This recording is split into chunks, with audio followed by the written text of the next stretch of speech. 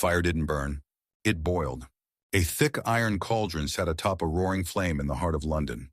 Not for meat, not for broth, but for justice. A man dangled above it, his limbs trembling, chains groaning with every inch. Then, the release. His body plunged into the bubbling water, and the scream that escaped tore through the April air like a curse. Flesh seared from bone. Steam rolled out like a ghost.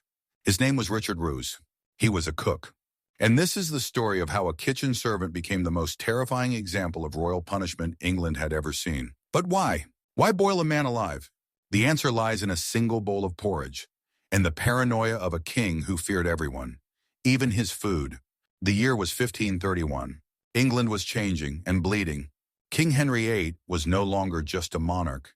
He was becoming something else, something larger, something more terrifying. His break from the Pope loomed on the horizon.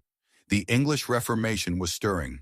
Treason, real or imagined, became the darkest word in the kingdom. And in that time of suspicion, the line between criminal and traitor began to vanish.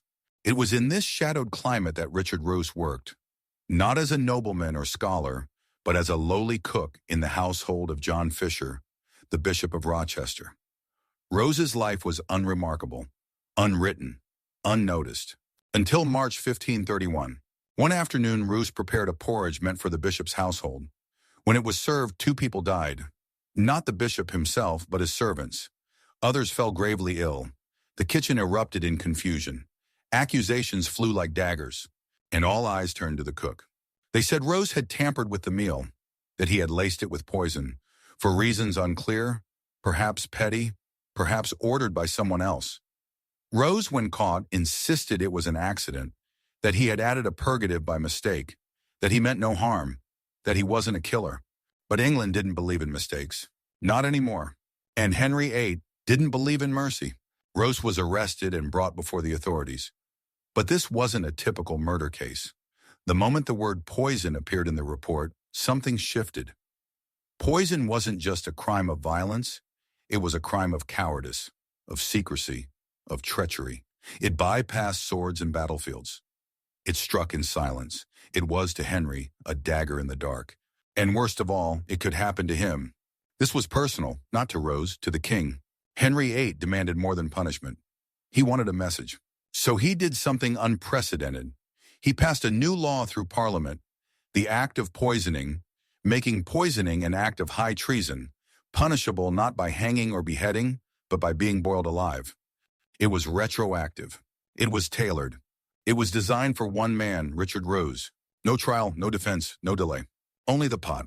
At Smithfield, a place already soaked in centuries of blood, the scaffold was replaced by something crueler, a cauldron filled with water, suspended over flames. Eyewitnesses would later claim the execution was more than horrifying.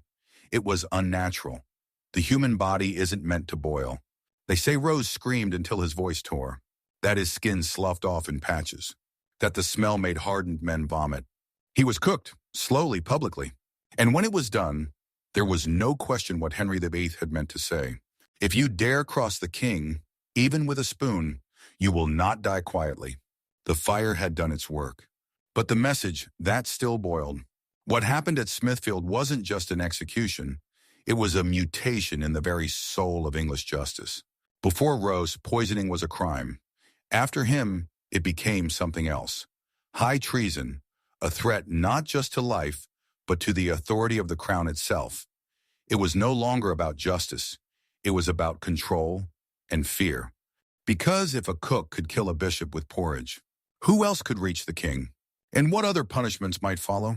It's easy to forget now, after the axe, the rack, the stake, just how new this cruelty was. Boiling alive wasn't just rare, it was alien. Even in an age of bloodletting and public hangings, this method had never been used for such a case. It wasn't born out of legal tradition. It was born out of panic. Henry VIII had no patience for slow courts or vague investigations. He didn't wait to see if Roose had meant it. He didn't need motive, confession, or clarity. He needed a spectacle. And in March 1531, Parliament gave him one. The Act for poisoning was rushed through with chilling speed. A law made not for the future, but for the past. It retroactively criminalized Roose's actions as treason, even though no such law existed when the porridge was cooked. In other words, they built the noose after the neck was already tied. But why go so far? Because to Henry, this wasn't about Richard Roose at all. It was about John Fisher. The bishop whom Roose served was no ordinary clergyman.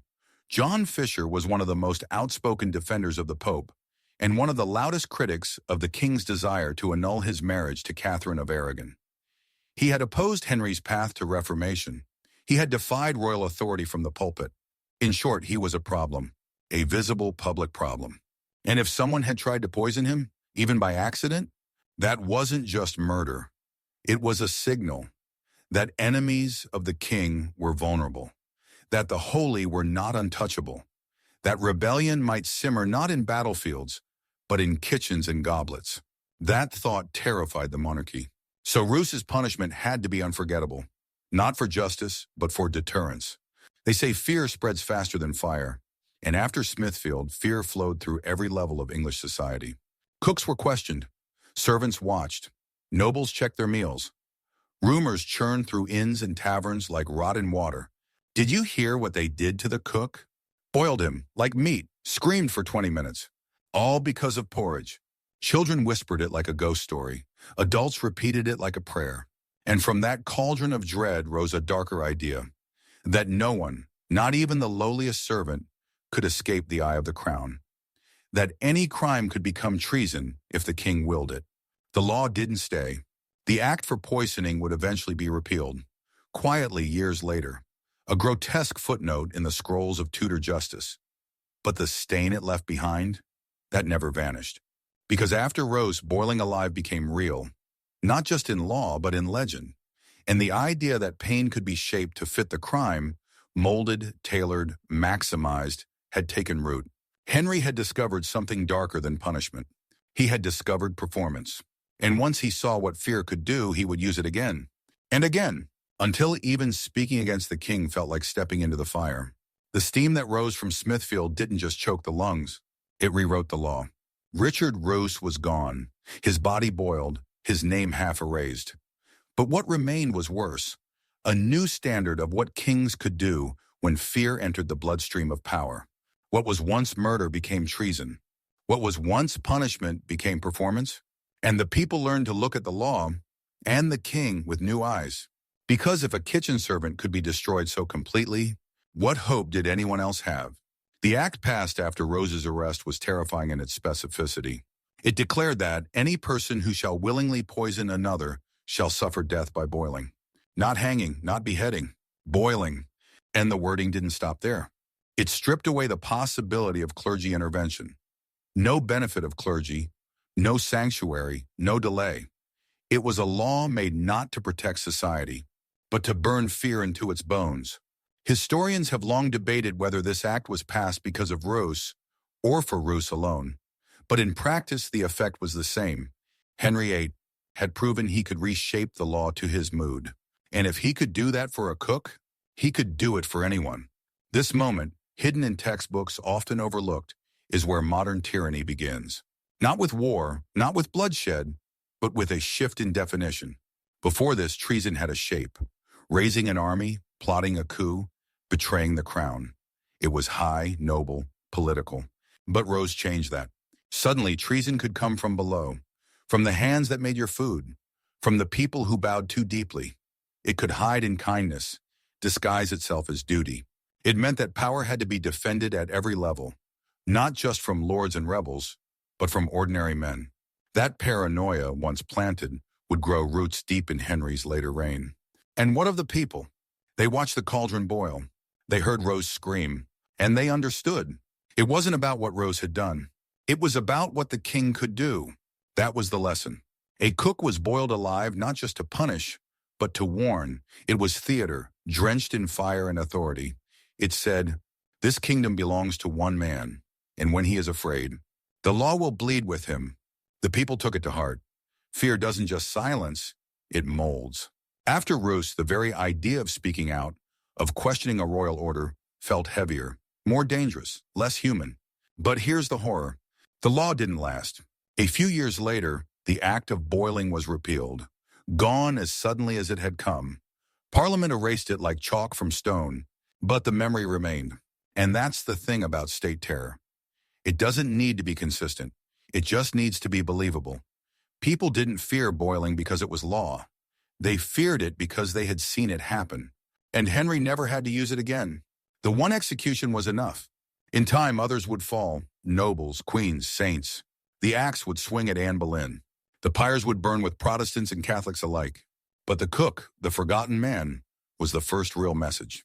It wasn't his crime that made him historic. It was the way his body was used as a signal, a pot of fear placed at the center of a kingdom. And to this day, centuries later, his name lingers like smoke, faint, bitter, rising from the water. Centuries have passed. The iron pot is gone. The law repealed. The screams faded into silence. But Richard Roose, the cook who was boiled alive, still haunts the architecture of justice. Not because of what he did, but because of what was done to him. In every tyrant's rule, there's a moment when punishment stops being about crime and becomes about display. For Henry VIII, that moment was Smithfield, 1532.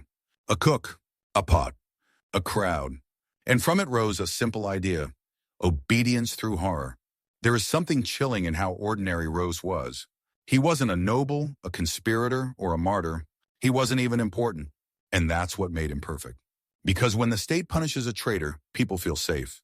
But when it punishes a cook, people feel watched. They begin to look over their shoulders. They begin to whisper.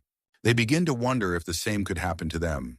And that is far more effective than any sword. Modern readers often ask, did he do it? Did Richard Roose actually poison the pot? The truth is, we don't know. And that's part of the tragedy.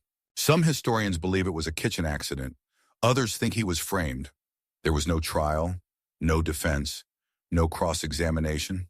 The law was changed after the fact to ensure he fit into it. In every way that mattered, he was not a man, but a message sent through flesh and flame. The psychological cruelty of boiling is unique. It's not fast, it's not surgical, it's not efficient. It is slow, deliberate, designed to evoke. The body doesn't rupture all at once. The skin reddens, then blisters. The lungs scream, then seize. The crowd watches, then regrets.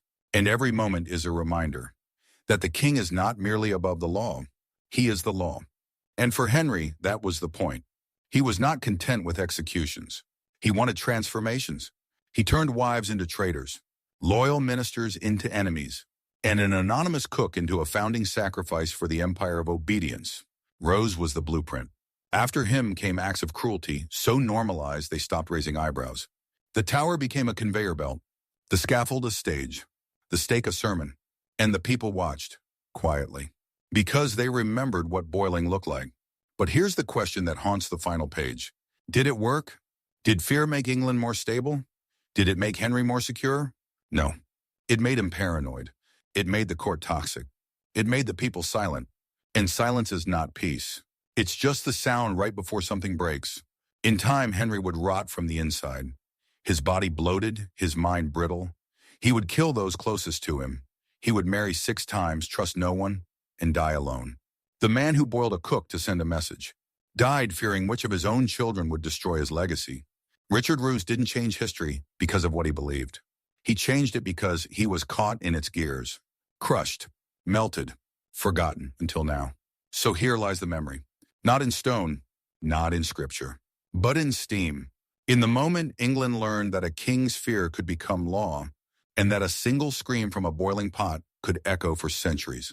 A cook, a crime, a kingdom in flames, and a lesson written not in ink, but in heat. Some say Richard Roose was only a footnote, a kitchen worker, a servant, but tyranny rarely begins with queens or generals.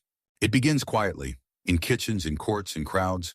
The moment we allow fear to rewrite justice, when a law is twisted not to protect the people, but to punish one, a line is crossed that cannot be uncrossed. Roose did not become a martyr. He was not canonized. He had no followers. But his death signaled a transformation, not in him, but in the state that consumed him. Henry VIII's boiling law was repealed decades later, but the impulse it represented, to make pain public, to turn punishment into performance, never truly disappeared. Even now, centuries later, his story simmers beneath the surface of history. Not because we remember his name, but because we still live in systems that decide who is human enough to deserve a trial and who is simply made into an example. So remember the pot, remember the steam, and remember Richard Roose, not for the poison, but for what was poured over him in return. Not justice, not fire, only fear,